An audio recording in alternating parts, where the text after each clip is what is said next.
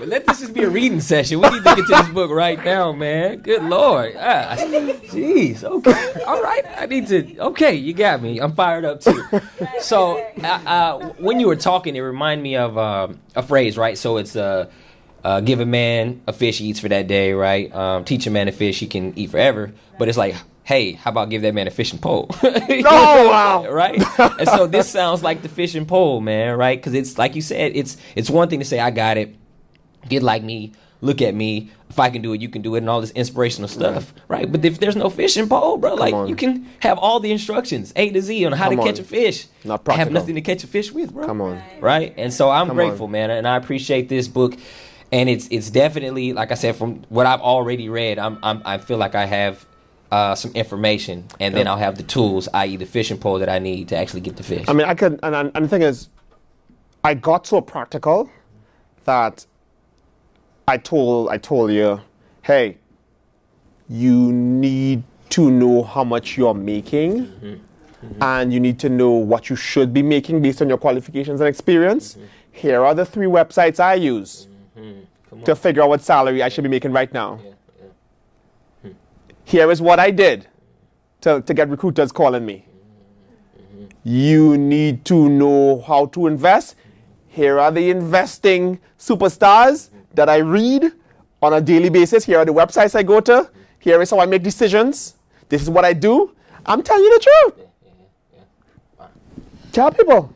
So I get the sense of, since there's this practical side, right? What you need to do, here's the websites, this is what I did, get like me. And you mentioned it, I don't remember if it was in the forward dedication or intro, but there was a piece where you mentioned like the psychological implications of people not attaining wealth. I'll get to the idea you mentioned when you're talking about the rich young ruler, right? And needing to be set free in order to get more. But just in terms like a psychological disadvantage, or maybe something you picked up or seen, how does that play into what your book is about in terms of the psychological disposition that people have sometimes that they can't get what they need? Here is the thing. If you were here a little earlier, you would have seen I ran a couple of videos on the wealth gap. And I went home one year, and I preached a message on the wealth gap.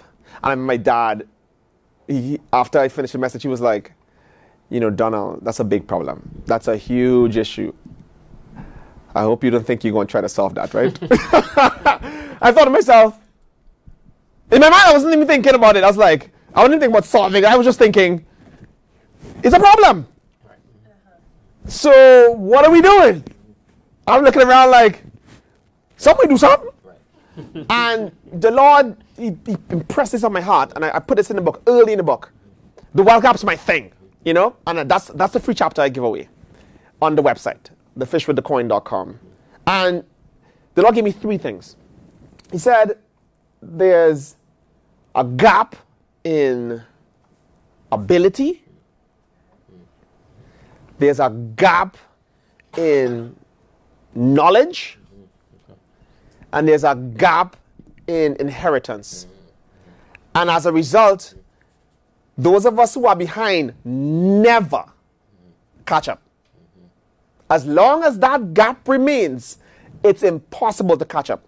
And it's unfortunate, but I don't think, especially our demographic, and I'm going to focus on our demographic because we really need the help, that we understand how far behind we are. I don't think we understand. Like, we don't even know the game to know how bad we're losing. Like, until you understand the game, then you realize, wow, we are really behind. You see what I'm saying?